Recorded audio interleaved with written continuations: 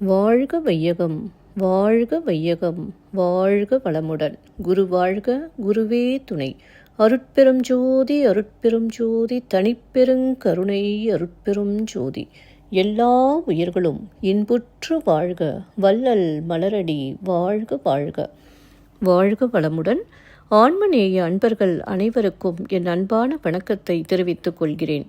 இன்று நாம் இன்பத்து பாலில் உறுப்பு நலன் அழிதல் என்ற அதிகாரத்தில் உள்ள 5வது குறளுக்கு சன்மார்க்க விளக்கம் காண இருக்கின்றோம்.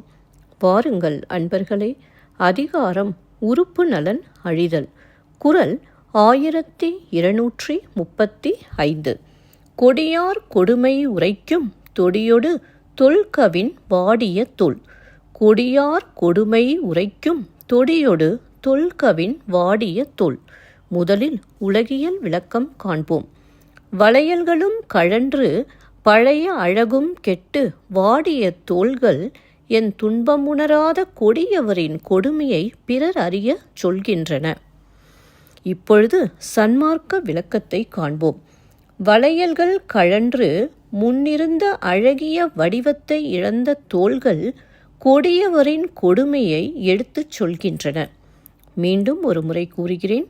வளையல்கள் கழன்று முன்னிருந்த அழகிய வடிவத்தை இழந்த தோள்கள் கொடியவரின் கொடுமையை எடுத்துச் சொல்கின்றன.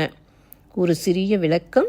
இறைவனை பற்றாமல் வேறு எதையெதையோ பற்றியதால் மரணம் என்ற கொடியவரின் கையில் சிக்கிக் கொண்டோம். நன்றி அன்பர்களே. மீண்டும் அடுத்த பதிவில் உங்களை சந்திக்கும் வரை உங்களிடம் இருந்து விடைபெறுவது திருமதி பாரதி சேகர். வாழ்க வளமுடன்.